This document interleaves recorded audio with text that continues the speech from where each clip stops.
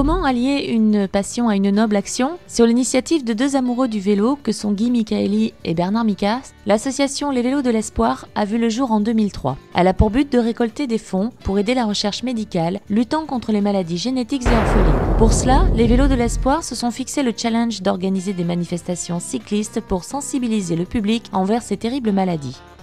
Parce que nous avons la chance d'avoir une bonne santé, utilisons-la au service des autres.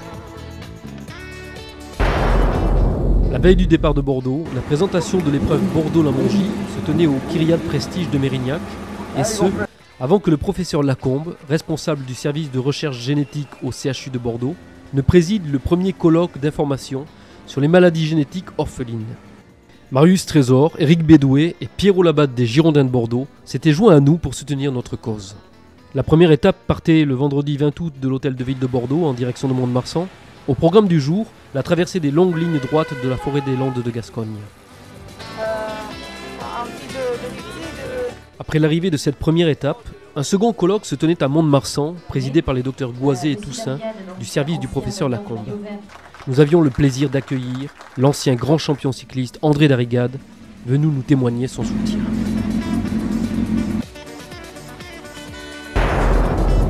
La seconde étape voyait notre peloton quitter la base aérienne 118 de Mont-de-Marsan où nous étions logés, direction Pau.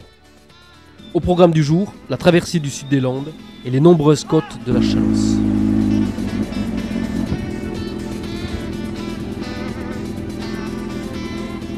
Après le dernier colloque qui se tenait à Pau, présidé par le docteur Hiron, notre caravane passait la nuit au Crous dans les logements universitaires.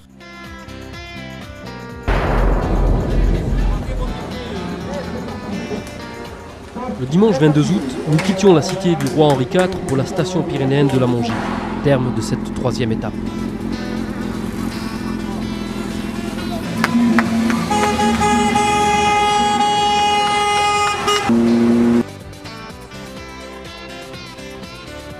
La grosse difficulté de cette épreuve était l'ascension du mythique col du Tourmalet qu'il nous fallait franchir pour atteindre notre but final, la Mongie.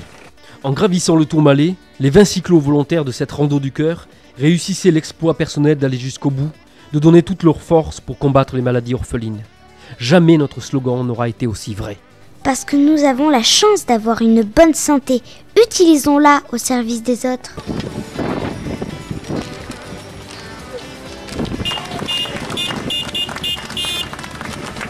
Désormais, le Bordeaux-La-Mongie sera le rendez-vous annuel du cœur et de l'espoir.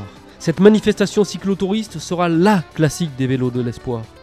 Et pour qu'elle soit une réussite encore plus belle, nous avons besoin de soutien, de partenaires supplémentaires, mais aussi de bénévoles pour nous aider dans notre action.